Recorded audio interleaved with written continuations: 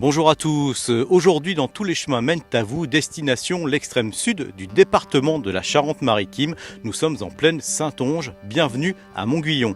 Et ce qui fait la fierté des quelques 1600 Montguillonnais, c'est son célèbre château.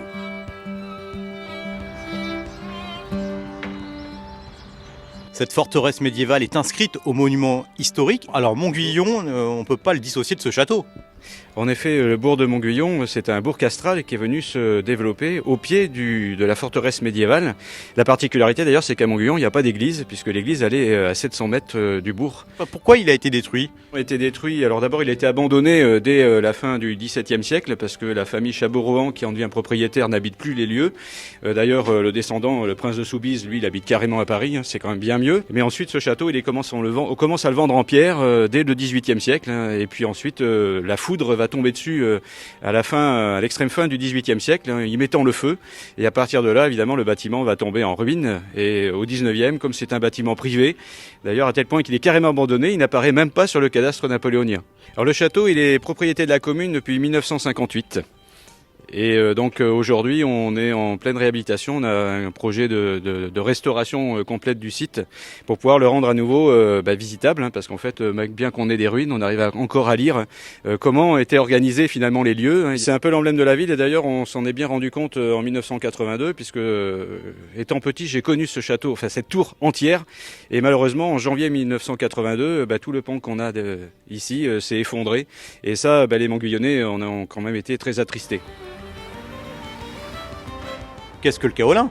Le kaolin, c'est un matériau très ancien qui fait partie des argiles, voilà, et qui a été trouvé en Chine il y a très longtemps.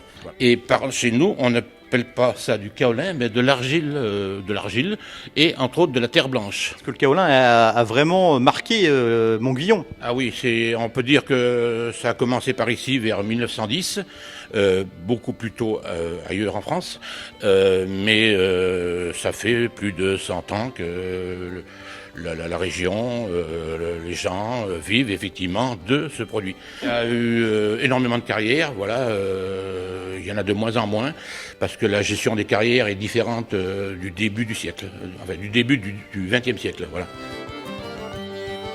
Mais que se passe-t-il ici fin juillet ? Eh bien, fin juillet, comme tous les ans, nous avons la fête médiévale. Et donc la fête médiévale, c'est des animations médiévales sur la vie au Moyen-Âge, et aussi un son et lumière pour le vendredi soir et le samedi soir, son et lumière où on raconte un peu l'histoire du château de Montguillon, bien sûr avec un peu romancé.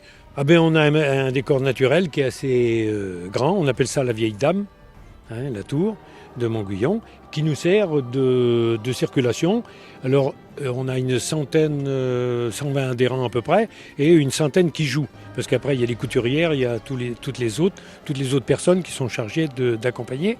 Donc, 7-8 personnes qui travaillent dans le local, là-haut, où on a à peu près quelque chose comme 250 costumes. Et cette année, on va jouer un nouveau spectacle qui s'appelle le Château de la Discorde. Oui, parce que c'est le dernier vendredi et samedi de chaque mois de juillet, donc cette année, ce sera le 29 et le 30 juillet. Pour la première fois, vous allez me voir sans casquette, attention, on crypte. Attention, oh là là, Et là, je peux vous dire que ça change un homme, ça.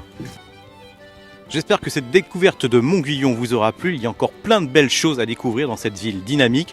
Quant à moi, je vous retrouve prochainement pour d'autres découvertes sur Nora.